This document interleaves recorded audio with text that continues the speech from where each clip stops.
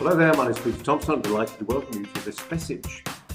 Today, I'm going to share with you some ideas that I've learned over the last 27 years as I've been sharing my knowledge, my experience, my expertise and my take on it. And the idea I'm going to share with you is not about kettles, but we'll come to that in a moment or two. It's how you make your ideas, your knowledge, your experience, your expertise, your take on it, how you make that valuable, both to your clients and of course to yourself as well. Let me give you a couple of ideas on this. If you ask somebody to tell you how to make a cup of tea, I can guarantee you that they will not get the steps in the right order or have enough detail in there. Let me give you an example of this. I've done this on a training course just for fun many years ago when I used to do that type of thing. So I would say to them, how do you make a cup of tea? And they would say things like, well, you put the kettle on. And I'd say, you put the kettle on? You mean you put it on your head? You put it on your desk? What do you mean you put the kettle on? I said, no, Peter, you know what I mean. I said, well, yes, I know what you mean. However, if you were teaching somebody who never made a cup of tea to make a cup of tea, and you said put the kettle on, they'd have no idea what you meant. And that is the crux of the problem. Another thing I've heard people say is, well, you fill the kettle. Fill the kettle with what? Oh, with water. I'll change it then. So you fill the kettle with water. Yeah, okay. So you really mean that? Yes, I do. No, you don't. You don't mean fill the kettle with water.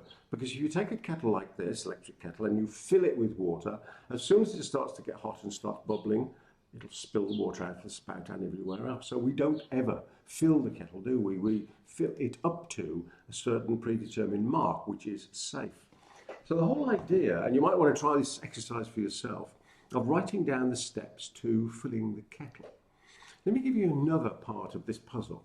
The other day, a few weeks ago now, I was driving from Javier past Alicante. Journey of about, I don't know, hour and a half, something like that.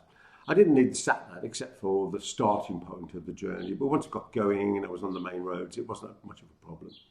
Now, before I got to the motorway part, there was actually an island that I arrived at, and there were no signposts on it as to where I should go for the next part of the journey, which road from the island I should take. So I ended up going around the island a couple of times just to make absolutely certain I was going down the right road, rather than go down the wrong road, have to turn around and come back again. That's the same when we're sharing our knowledge, experience and expertise, when we're teaching people how to do things. It's very easy with what's called the curse of knowledge to leave out vital steps, believing that people know what we mean. You'd have had instructions to go straight on at an island, thinking about the driving experience. And that straight on had two opportunities because there were two roads that came off. One was almost straight on and that way to the left, and one was almost straight on to the right. Now, somebody who knows the road knows full well that straight on is the left one, for example. But it'd be very easy to take the right one as well. And I'm sure you've done that, and I know I've done that on occasion. So here is the solution to adding value to what it is that you do for other people and adding value because of that to yourself. Here's an expression I wrote some time ago. Your knowledge becomes valuable when you break it down, divide it, make it into the precise steps that somebody needs to take in order to get the outcome that they're looking for. Let me say that again. Your knowledge becomes valuable, your knowledge, your experience, your expertise, your take, becomes valuable when you break it down, when you divide it into the precise steps that somebody needs to take in order to get the outcome that they want from your knowledge, experience and expertise. Now, what I've seen so often with informational products is this. A number of things. Firstly, I've seen the gaps, as I mentioned before. You come to an island and there isn't a signpost at that one. That's no good for anyone who's trying to get an outcome at all. It makes them stutter. It makes, they worry. They get stressed about it. They get concerned about it. And they start to disbelieve the other information that we give them. The second thing is this, the assumption, as I mentioned before, the curse of knowledge. And the other one is not putting in the precise steps, is to say things that simply don't make sense. Let me give you an example of this. I know how you can write a book at the right length of books these days to get maximum readership. After all, isn't that what you and I want, to get maximum readership? I know how to write a book in, and I call it this and title one of my books, 5 days or less. As it happens, you can do it a lot faster than that. But unfortunately, that doesn't have verisimilitude. In other words, the appearance of truth. Because if I said to somebody how you can write a book in 24 hours, they go, oh, no, I'm not staying up for 24 hours. But that was my fault because I would have confused them with the communication. When I say to people you can write a book in 5 days, I know some people are like, well, they've got this picture in their mind of what a book looks like, and 5 days just isn't feasible in their mind.